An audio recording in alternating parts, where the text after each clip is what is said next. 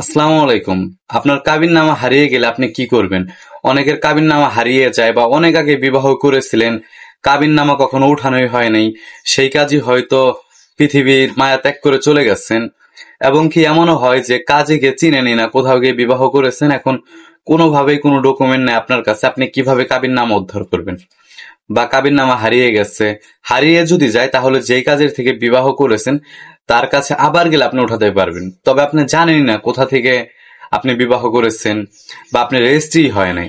সেই ক্ষেত্রে কি করবেন? সেই ক্ষেত্রে আপনি একজন কাজীর কাছে বা আইনজীবীর কাছে যাবেন, গিয়ে সম্পূর্ণ বিষয়টা খুলে বলবেন এবং কি তারা রেজিস্ট্রি করার একটা ব্যবস্থা করে দিবেন। আপনার কাবিননামা যদি হারিয়ে যায় বা কার কাছ থেকে কাবিন করেছেন সেইটাই না জানেন, তাহলে আপনি নতুন করে রেজিস্ট্রি করে ওই আগের বিবাহই থাকবে, তবে নতুন করে রেজিস্ট্রি করে আপনি কাবিননামা তৈরি করে নিতে পারেন।